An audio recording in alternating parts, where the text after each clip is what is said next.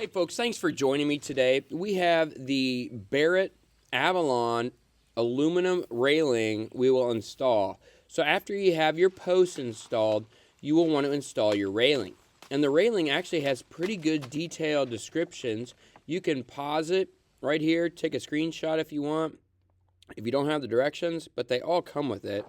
So they provide all the hardware you need, and it's actually pretty straightforward. They have this nice template that you can use to drill your holes for whatever you have. There's a bottom hole layout and there's a top hole layout for your brackets, and you put the template on the side of the post, and then you can drill your holes in the correct position. It's a really pretty nifty template, a nifty system. I had zero trouble with it. I thought it was really straightforward. You put your template on, you measure up for the top one off of the floor, you drill your holes, what you need, and then you just put the screws in, install the bracket, and it's pretty straightforward. Once you get your brackets installed, you'll need to get your railing length measured out. And what I did is I just held the railing up there, and then I marked it.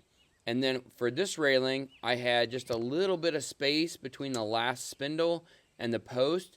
And so I split the difference so that there'd be the same amount of gap between the post and the spindle on both sides, the right side and the left side.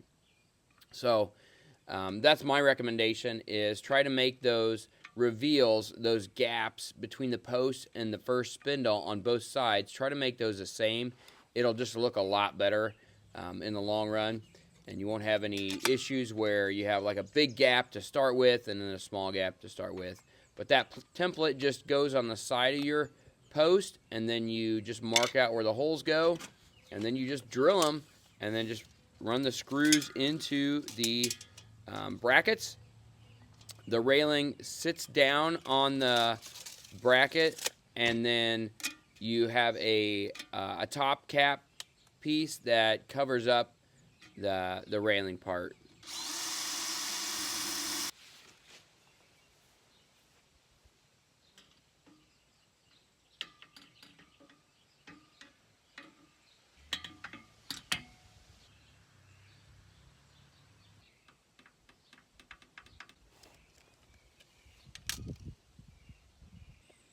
When I cut these, friends, I used a metal cutting blade on my circular saw. I was advised that maybe a chop saw would be better, but I actually had no trouble with the circular saw. They're such a small little cut that you're just cutting the top and the bottom rail. So I had no trouble at all. They were nice straight cuts. It worked out well, but that might be something you want to consider, is using a chop saw with a metal cutting blade. So the bottom rung of the railing fits down in a bracket, and then there's a trim piece that goes over top of that, and the top rung sits on the top bracket, and you put screws in through the bracket and then through the bottom of the railing, and that's what holds it into place. And that's it, folks. It's pretty easy to install. It's a really nice solid railing once it's done. Thanks so much for watching.